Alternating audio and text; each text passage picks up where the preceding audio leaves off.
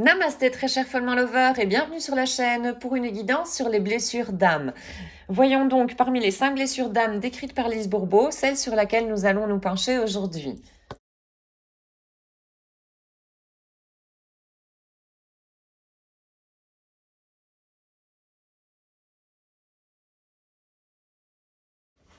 La trahison qui fait donc porter le masque du contrôlant. C'est le parent du sexe différent qui a activé cette blessure de manière inconsciente en toi, donc non voulue, d'accord?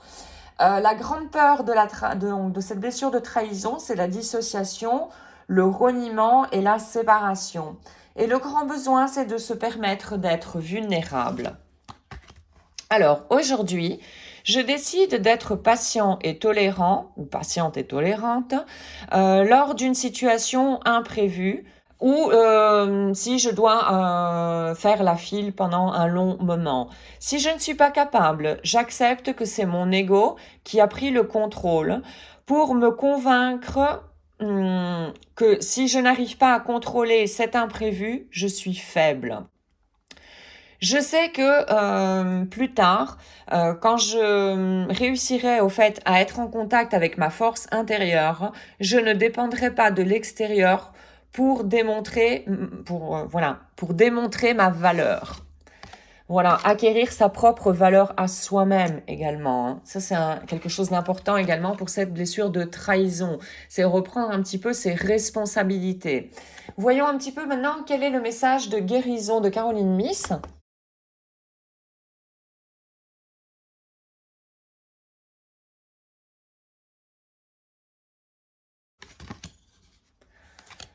Reconnais la synchronicité, les messages de l'univers, du monde subtil.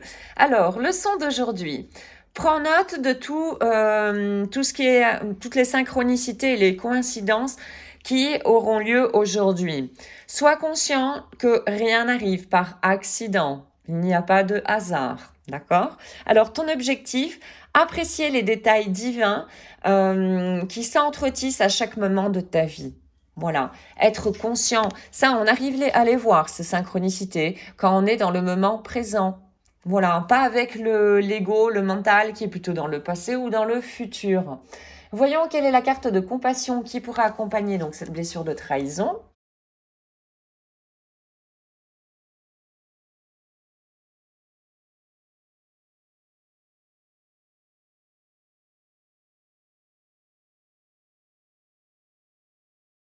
Je vais prendre les deux. Ne dépend pas des circonstances extérieures.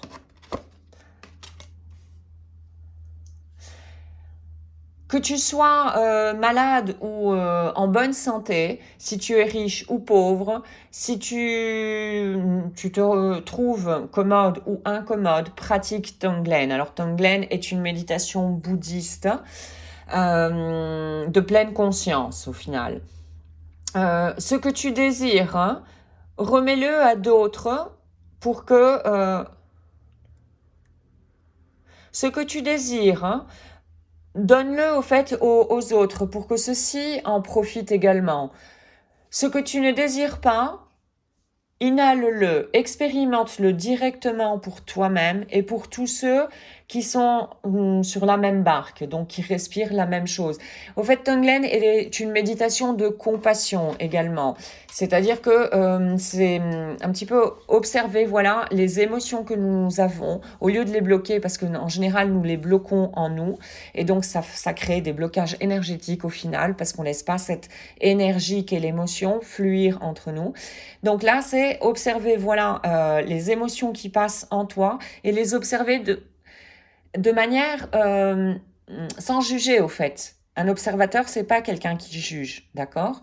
Et de faire en sorte que voilà, cette douleur, au fait, tu la ressens aussi pour d'autres personnes qui ressentent la même chose. C'est une façon de nettoyer un petit peu, voilà, cette émotion, de la transformer. Alors la deuxième carte ici, traduite, donnerait tout le dharma se résume en une seule intention. Tous les enseignements bouddhistes, donc le dharma, au fait, font allusion à réduire l'égocentrisme, l'attachement propre au fait de l'ego. Seulement de cette manière, tu peux être heureux et rendre les autres êtres également heureux. C'est se libérer et devenir de plus en plus conscient. N'oublions pas que cette semaine, hein, il est question de prendre de plus en plus de conscience par rapport à certaines choses et d'équilibrer nos énergies en nous. Notre énergie yin et notre énergie yang. Ça veut dire beaucoup de conscience. Alors, voyons un petit peu le message maintenant de Don Miguel Ruiz avec la maîtrise de l'amour.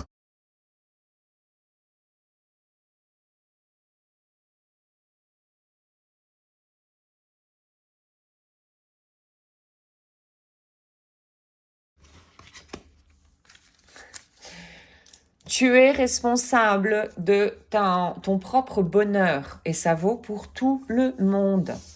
C'est une grande réalité dont il serait temps qu'on prenne chacun conscience. Alors, la joie n'arrive jamais de l'extérieur.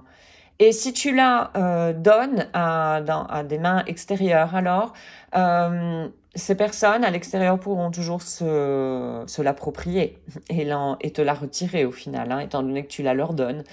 Alors, la joie peut seulement en fait fleurir de ton intérieur et c'est le produit de ton amour. Et ce que tu es en train de faire, si tu regardes cette capsule, c'est décider de guérir des blessures en toi, donc de te donner beaucoup plus d'amour au final.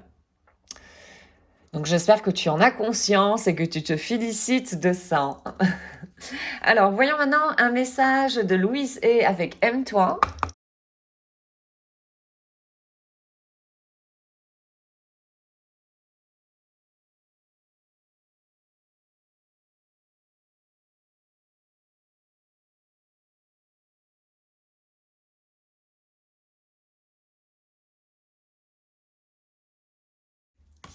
Je suis partie intégrante d'un tout harmonieux, comme le sont toutes les autres personnes aussi, nous le sommes tous.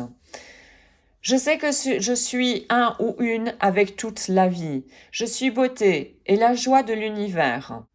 Et avec cette joie de l'univers, donc j'exprime, voilà, et je reçois les vibrations hautes. Alors, voyons le dernier message avec le petit oracle des anges.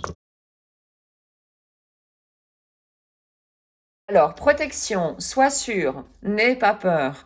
Nous sommes toujours à tes côtés avec nos ailes de lumière invisibles pour te protéger. Petit rappel des guides dans le monde subtil, dans l'invisible.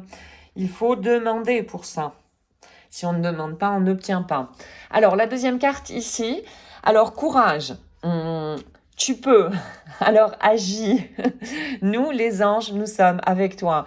Là, oui, vraiment, super grand appel pour le monde invisible. Voici donc aujourd'hui pour cette blessure de trahison. J'espère que tu auras pu trouver des informations supplémentaires pour comprendre comment fonctionne cette blessure et comment pouvoir la guérir.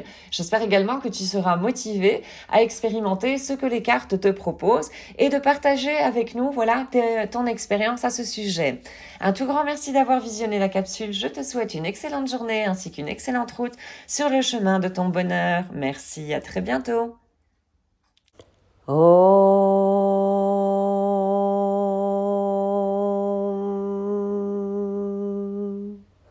Shanti, Shanti, Shanti.